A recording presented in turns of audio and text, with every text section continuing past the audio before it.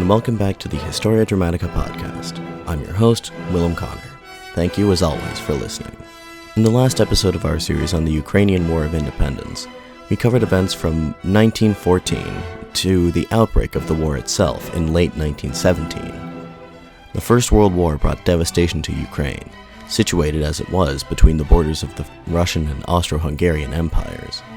Initial Russian victories against the Central Powers on the southwestern front enabled the Russian army to occupy the Kingdom of Galicia-Lodomeria, a crown land of the Austro-Hungarian Empire, the eastern half of which was inhabited primarily by Ukrainians. The occupation of Galicia enabled the Russians to stamp out what had become a vibrant center of Ukrainian culture and language. Russian authorities engaged in a widespread campaign of repression in the region, banning the use of the Ukrainian language in public, arresting and deporting Ukrainian political activists, and so on. The occupation of Galicia was not fated to last for long, however, as a counteroffensive by the Central Powers pushed Russian forces out of the region, beginning what was known as the Great Retreat, an unmitigated disaster for the Russian army wherein 1 million men and thousands of square miles of territory were lost. The monarchy's continued gross mismanagement of the war effort led to its overthrow in February 1917. Following the collapse of the Russian monarchy, the national minorities of the former empire wasted little time in beginning to exercise their right to national self-determination, the Ukrainians included. Mere days after the abdication of Tsar Nicholas II, a group of politicians and activists in the city of Kiev founded the Ukrainian Central Rada, or Council. From the very beginning, the Central Rada had a troubled relationship with the new provisional government of the Russian Republic based in Petrograd. At this juncture, the Ukrainians did not aspire to complete independence. Rather, the object of mainstream Ukrainian politics was Ukrainian autonomy within a liberalized and decentralized reconfiguration of the Russian Empire. The politicians in Petrograd, for their various reasons, were not inclined to tolerate what they perceived as Ukrainian separatism, and treated the requests coming in from Kiev for autonomy with silence. In June 1917, the Central Rada issued its first universal, a bold and unilateral decree proclaiming Ukrainian autonomy. The first universal drew widespread condemnation from nearly all the active political parties in Russia, save for one, the Bolsheviks, led by revolutionary firebrand Vladimir Lenin. The Bolsheviks rejected the very idea of nationalism, dedicating themselves instead to the spread of revolutionary socialism not just throughout Russia, but the entire world. While the other Russian political parties, including the other socialists such as their counterparts the Mensheviks, equivocated on the national question, the Bolsheviks were the only party to take a hard line on the issue. They held that all nations should have the right to self-determination, even to the point of separation. Lenin and the Bolsheviks harshly criticized the provisional government for obstructing the rights of the nations of the former Russian Empire, Ukraine especially, to national self-determination. In July, the provisional government was forced to give a qualified recognition of the Central Rada's legitimacy, precipitating in a crisis in the cabinet and prompting all the Cadet-Reed Constitutional Democrat members of the cabinet to resign.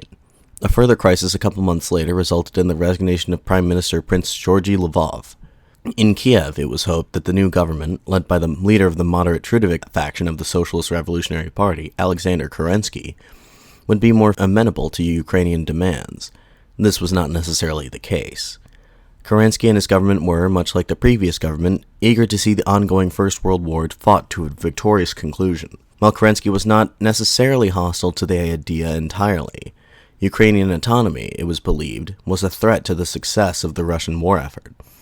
Kerensky encouraged the Ukrainians to defer the question of Ukraine's future relationship to Russia to the convening of the All-Russian Constituent Assembly, an elective body which would consist of representatives from the whole of the former Russian Empire, and who would be tasked with devising a new constitution for the Republic. For the time being at least, Ukrainian political leaders were willing to comply, and made no further drastic actions in the hope that the Constituent Assembly would solve both Russia and Ukraine's problems. The Bolsheviks overthrew the provisional government on the night of October 25, 1917. Few in Kiev lamented the ousting of Kerensky and his ministers. They believed that the Bolsheviks would prove easier to cooperate with, and at first it seemed that this might be the case, as a week after the October Revolution, the Council of People's Commissars, or the Sovnarkom, acting as the new executive body of the Russian Republic, issued the Declaration of the Rights of the Peoples of Russia, a document which promised the, quote, right of the peoples of Russia to self-determination, even to the point of separation and the formation of an independent state." End quote. It was in this context that the Central Rada issued its Third Universal, proclaiming the Ukrainian People's Republic, or UNR. The Third Universal explicitly rejected the notion of nominal Ukrainian independence, but it also made the Central Rada the sole arbiter of political authority in the 9 Ukrainian provinces. This, the Bolsheviks were unwilling to tolerate, and so a state of war was declared between the Bolshevik-led Russian state and the UNR. The reasons for the seemingly sudden about-face in Bolshevik policy regarding Ukraine are rather complex. A series of ideological, political, economic, and military factors fed into the Sovnarkom's decision-making process.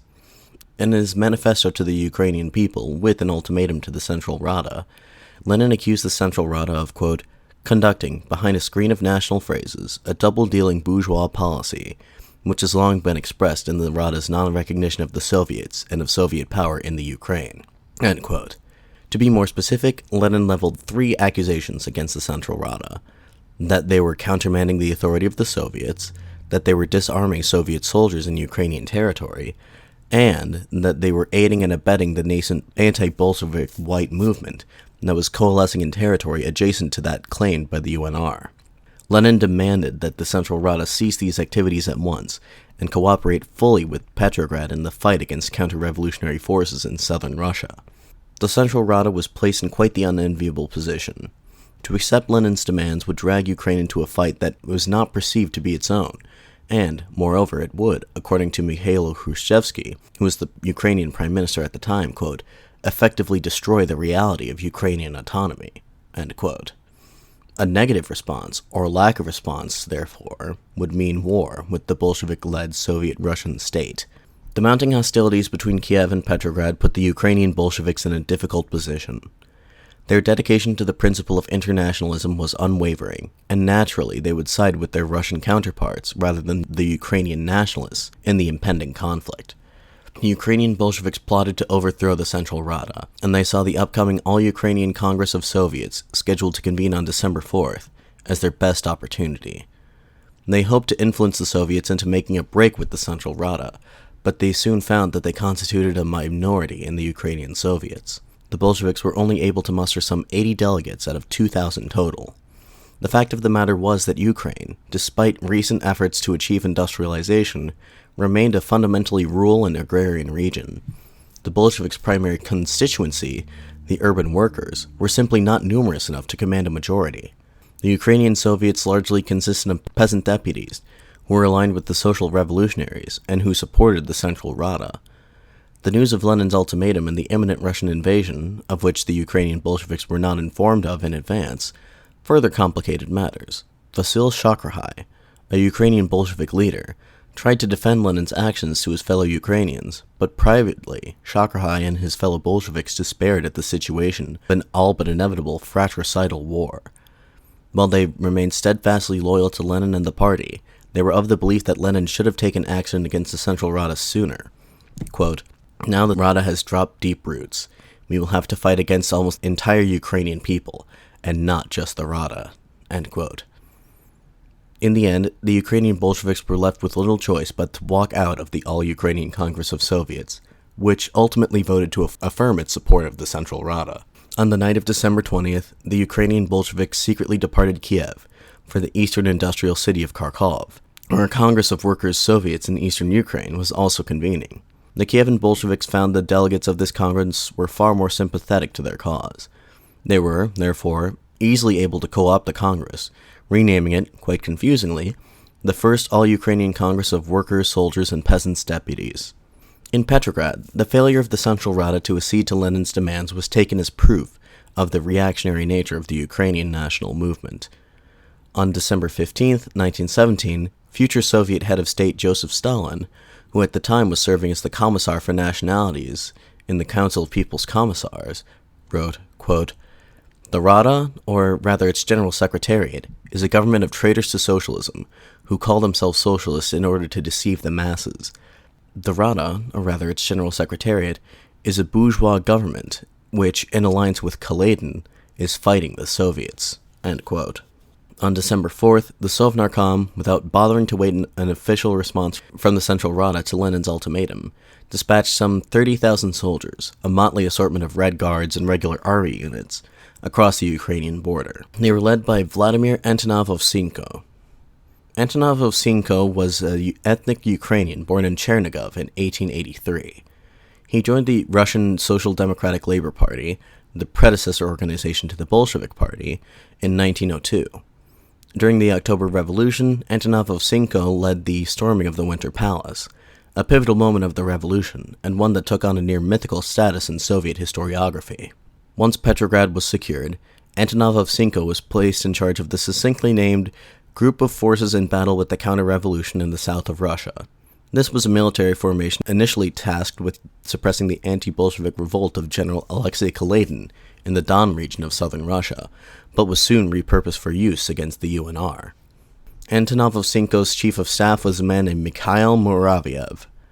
Muravyev was a former Tsarist officer and veteran of the Russo-Japanese War, as well as of the First World War. Not much has been written about Muravyev, but all sources indicate that he was a talented military commander with a bit of a cruel streak, which we will see played out later on. Following the October Revolution, Muravyev defected and offered his services to the Bolshevik government. The Bolsheviks, who were in desperate need of military officers, readily accepted the former Tsarist commander's offer. Muravyev went on to direct the Red Guard's defense of Petrograd from forces loyal to former Prime Minister Alexander Kerensky in the days immediately following the October Revolution. Soviet forces crossed the border with Ukraine in early December, and were quickly able to seize the relatively undefended city of Kharkov by December 22nd. With the backing of the Red Guards, the Ukrainian Bolsheviks, who made up the All-Ukrainian Congress of Soviets, which had been founded in the city earlier in the month, proclaimed the creation of a rival Ukrainian government, the Ukrainian People's Republic of Soviets, on December 25th. There were fierce debates among the members of this new government as to what form the government should take, and what its relationship to the government in Petrograd should be. The majority faction were the Centralists, led by figures such as Georgy Pyatkov and Yevgeny Bosch, who argued that Ukraine and the Ukrainian branch of the Bolshevik Party should be largely subordinated to Petrograd.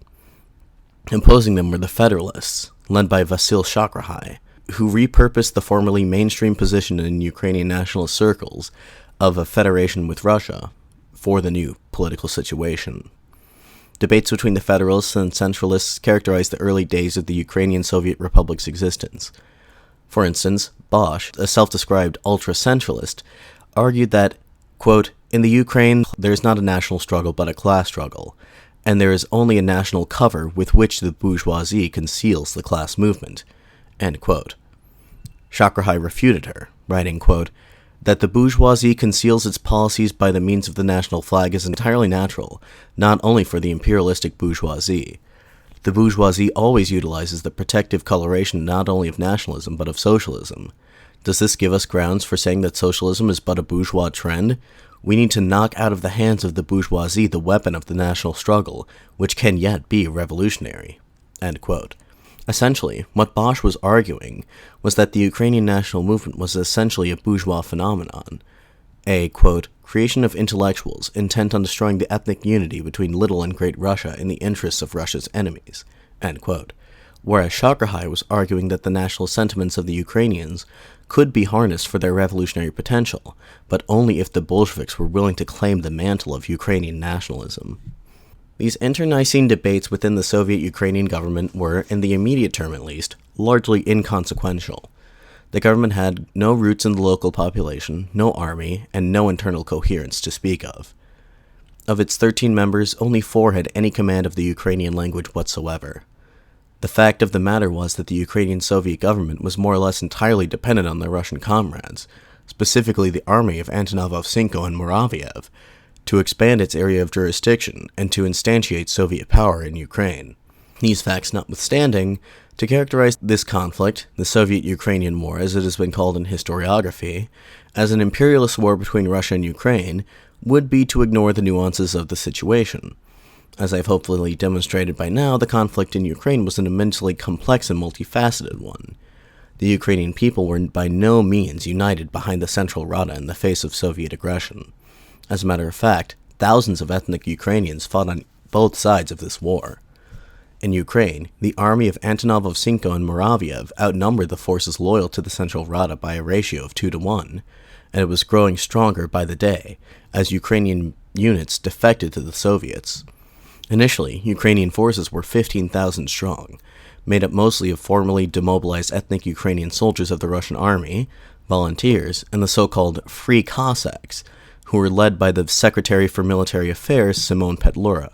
I have mentioned Petlura in passing in the first episode of the series, but now I think it's time he received a proper introduction. Semyon Vasilyevich Petlura was born in Poltava, a city in eastern Ukraine, in 1879. His parents were solidly upper middle class, and Petlura initially had aspirations to become a priest. However, he was expelled from the seminary in 1901 for illicit political activities. Petlura was an early member of the Revolutionary Ukrainian Party, and after a brief stint in a Russian prison for possession of anti-Tsarist literature, he moved to Lemberg in Austrian Galicia. There, he took up the profession of journalism, writing and editing articles for the Ukrainian language press in the city. Following the revolution of 1905 in Russia, a general amnesty was proclaimed, and Petlura moved first to Kiev and then to St. Petersburg. In the years between the revolutions, Petlura became perhaps the most prolific journalist in Ukraine, publishing over 15,000 articles in various Ukrainian language publications. During this time, Petlura also established a wide-ranging network of contacts within the Ukrainian national movement, which enabled him to maneuver himself into power following the establishment of the Central Rada. In May 1917, he was elected the chairman of the Ukrainian General Military Committee, and when war broke out in December 1917, Petlura, despite completely lacking in any military experience, found himself the top military official in Ukraine. Petlura and his army were not in an enviable position as the new year of 1918 began.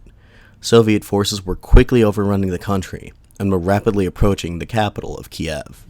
Meanwhile, in Petrograd, the All-Russian Constituent Assembly finally convened in the afternoon of January 5, 1918. Elections to the Constituent Assembly had been held in November 1917, and had resulted in the SRs winning a plurality of the votes, 37.6%, and the vast majority of the seats, 324. The runners-up, by contrast, the Bolsheviks, won 23.3% of the popular vote and only 183 seats. In third place came the Ukrainian Socialist Revolutionaries, which constituted a party separate from the Russian Socialist Revolutionaries led by Viktor Chernov. The Ukrainian SRs under Hrushevsky won an outright majority in all the provinces claimed by the UNR, constituting 12.7% of the overall popular vote, and winning 110 seats. Among the delegates elected were Volodymyr Venichenko and Semyon Petlura. The results of the Constituent Assembly could have very well posed an existential threat to the Bolshevik regime, but the Bolsheviks, despite having allowed the Constituent Assembly to convene at the agreed-upon time and place, had absolutely no intention of abiding by the results if they were not favorable to them. Lenin believed that the Soviets represented a higher form of revolutionary democracy than that of the Constituent Assembly. Through a combination of physical coercion and political maneuvering, the Bolsheviks managed to officially dissolve the body, thereby making the Third All-Russian Congress of Soviets the official governing body of Russia. The Russian Soviet Republic was born. The dissolution of the Constituent Assembly was the final straw for the Ukrainian nationalists. They had hoped to the very end that the Constituent Assembly would solve the thorny issue of Russo-Ukrainian relations. Now that the Constituent Assembly was no more and all of its decrees were declared null and void by the Soviet government, the Ukrainian nationalists were forced to take matters into their own hands and to declare themselves independent. This was certainly not a decision that was made lightly. In fact, most Ukrainian nationalists were still in favor of a federation with Russia, but the implacable hostility of the Bolsheviks to the Central Rada made cooperation between the two countries nearly impossible. Moreover, the Ukrainians, believing themselves to have no stake in the civil war that was brewing throughout the former Russian Empire, wished to stay out of the conflict. Again, Bolshevik hostility made Ukraine's involvement in the Russian Civil War a matter of fact. It is with these facts in mind that on January 9, 1918, only 3 days after the dissolution of the Constituent Assembly, the Central Rada issued its fourth and final universal. Whereas the first three universals of the Central Rada declared their clear and unequivocal intention for Ukraine to remain a part of Russia, the fourth universal did the exact opposite. Quote, "From now on, the Ukrainian People's Republic is becoming self-existing, from no one dependent, sovereign state of the Ukrainian people." End quote. Hrushevsky posits in his History of Ukraine that Ukraine had already achieved de facto independence with the Third Universal back in November of 1917, and that the Fourth Universal merely constituted a recognition of the actual situation on the ground. Although the Ukrainian People's Republic was now independent, the situation on the ground was looking rather dire. The Fourth Universal did not immediately result in the Ukrainians flocking to defend Ukrainian independence, as the members of the Central Rada had hoped. In fact, the Ukrainians were still encountering grave difficulties in mustering enough forces to withstand the Soviet onslaught. However, the Declaration of Independence gave the UNR the option to seek out support from abroad. Logically, the members of the Central Rada figured that this support would have to come from one of the two international alliances that were capable of holding Soviet Russia at bay. These were the two belligerent powers of the First World War, the Triple Entente and the Central Powers. Initially, the UNR inherited its pro-Entente disposition from the Provisional Government. At a meeting of the Central Rada held on December 25th, Acting Secretary of International Affairs Alexander Shulgin stated his opposition to the prospect of seeking a separate peace with the Central Powers, as Soviet Russia was currently in the process of doing, stating, quote, "We should stand for peace and democracy in the whole world," end quote. The apparent liberal disposition of the Entente and its seeming lack of wide-ranging imperialist ambitions towards Ukraine made the prospect of cooperation with the Entente more palatable to the Ukrainian revolutionaries. However, this feeling of amity was not at all mutual. On a basic level, the Entente powers, despite their use of the rhetoric of the rights of nations to self-determination, were opposed to the prospect of Ukrainian independence. It was feared that an official recognition of Ukrainian independence was likely to alienate nationalist elements within Russia, whose alliance the Entente was anxious to maintain. Therefore, diplomatic overtures from the UNR to the Entente powers failed to produce concrete results. Only vague promises from the British and French that they would consider extending diplomatic recognition if the Ukrainians were able to keep the war effort on the Eastern Front going. When the RSFSR and the Central Powers agreed to an armistice on December 15th, the prospect of the Ukrainians continuing hostilities with the Central Powers on their own became a practically suicidal proposition. Foreign Minister Shulgin shifted his rhetoric, adopting the Bolsheviks' demands for a, quote, general peace without annexations or indemnities, end quote. It was in the interest of securing such an arrangement with the Central Powers that the Central Rada issued a missive on December 25th, essentially demanding to be admitted to the ongoing peace talks at Brest-Litovsk as an equal party, on the basis that, quote, peace should secure Ukraine's right to rightful self-determination, end quote, and that, quote, the political power of the Council of People's Commissars does not extend over Ukraine, end quote. Realizing the Ukrainians' intentions, the British and French scrambled to offer them a better deal, but by that time it was too late. The very next day, the Central Powers sent a telegram to Kiev, inviting the Ukrainians to send a delegation to the ongoing peace negotiations at Brest-Litovsk. The Central Rada replied affirmatively to the invitation and dispatched a four-man delegation to Brest-Litovsk with instructions to protect their interests. The Ukrainian delegation arrived there on January 1st, 1918. For context, Brest-Litovsk is a city that sits today within the Republic of Belarus, but at the time it was in territory officially claimed by the UNR. However, at this time, neither Belarus nor Ukraine controlled the city. It was currently occupied by the German Imperial Army, and had been since the Great Retreat of 1915. From the beginning, Lenin and the Bolsheviks had campaigned on a promise to end Russia's disastrous involvement in the First World War. Now that they were in power, they intended to deliver on that promise. A temporary armistice with the Central Powers was signed on December 15, 1917, and negotiations for a conclusive peace treaty began in Brest-Litovsk the following week. The negotiations were still ongoing by the time the UNR decided to declare independence. This is because the proceedings were intentionally being sabotaged by the lead Russian negotiator, Commissar of Foreign Affairs Leon Trotsky. Trotsky and the rest of the Bolsheviks saw the October Revolution as being the first in a series of similar socialist revolutions across the world.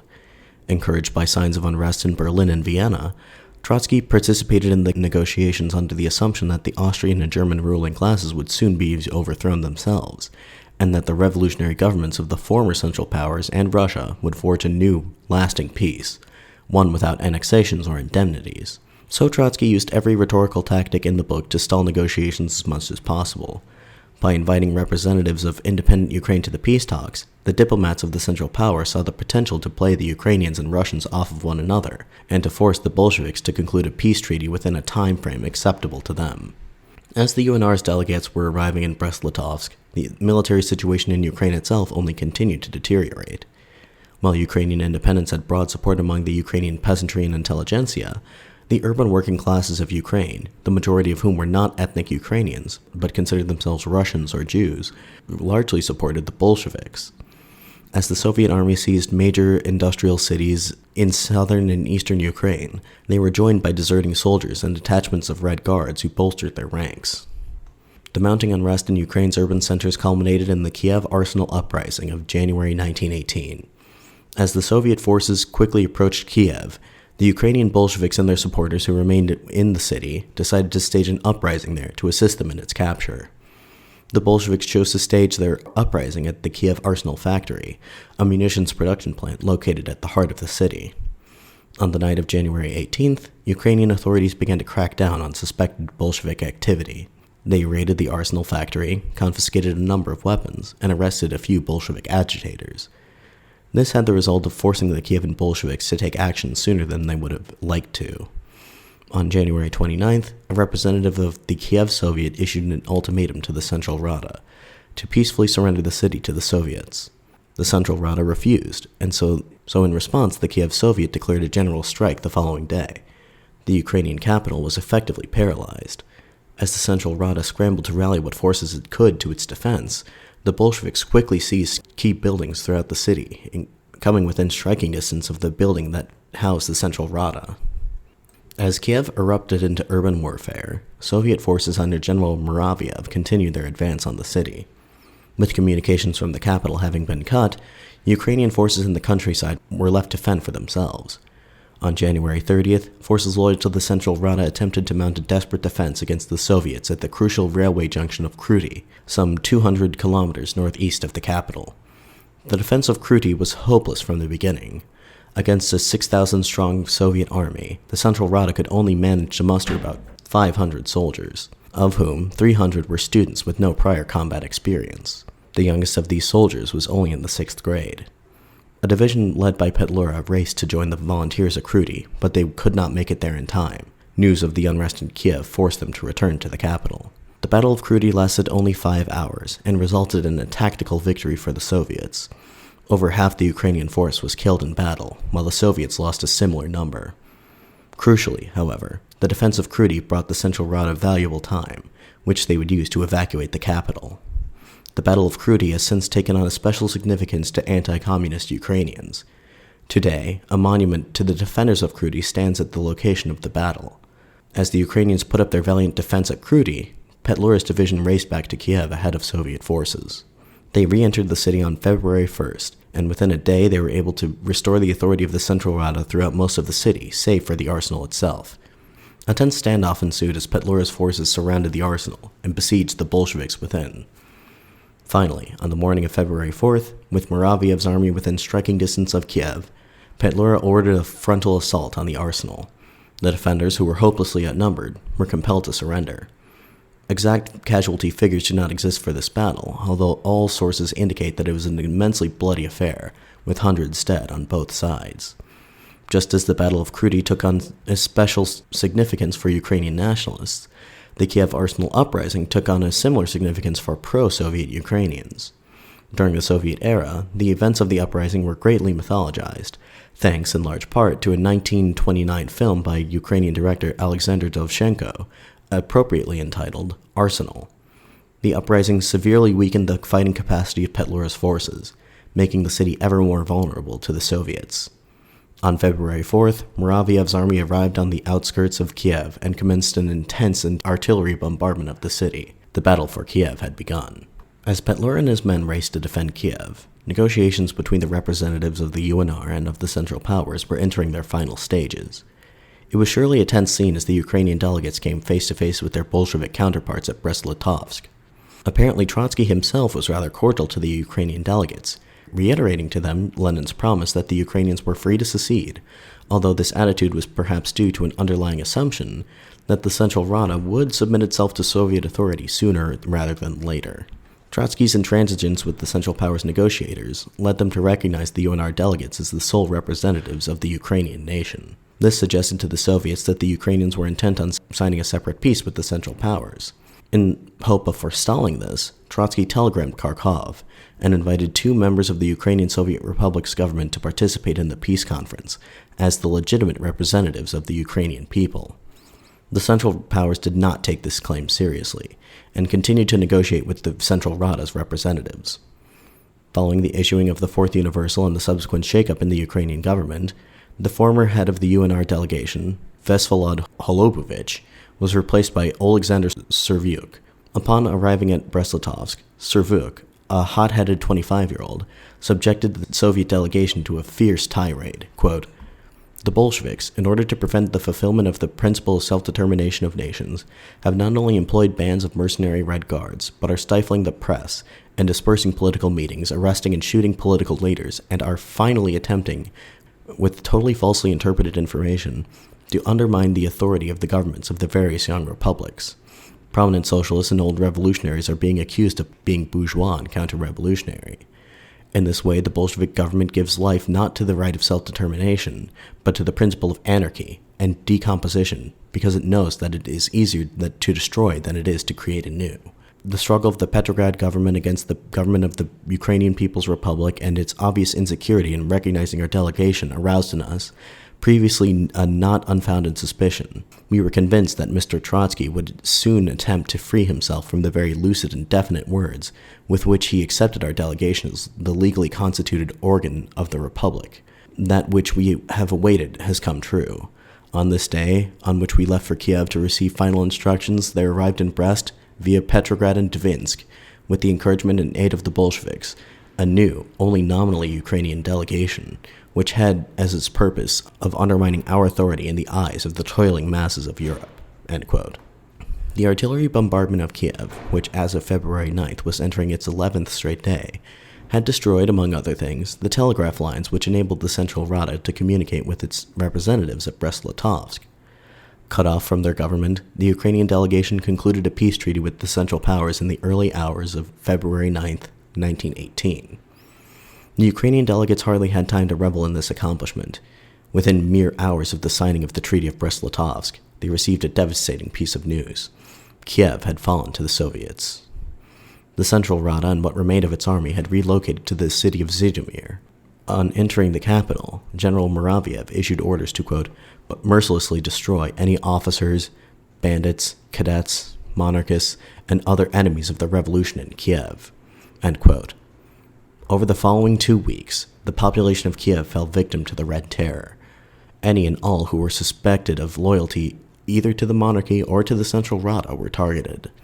It is hard to say for certain exactly how many were killed by Muraviev's men, although the figure I have seen cited most frequently is 5,000.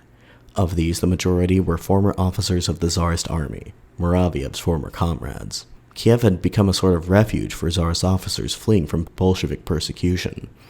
Ukrainian authorities, wary of these officers' intentions, had required them to obtain residence permits.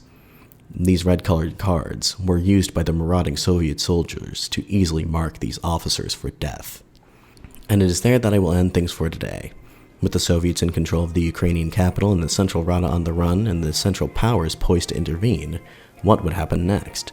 You'll have to tune in again in 2 weeks to find out. In the meantime, if you have any questions, comments, concerns, or anything else of that nature that you'd like me to address, please feel free to email me at historiadramaticapod@gmail.com. Alternatively, you can always reach me via Twitter or Facebook, links to both of which can be found in this episode's description. Anyway, until 2 weeks from now, this has been the Historia Dramatica podcast. Thank you very much for listening. I'm your host, William Connor, signing off.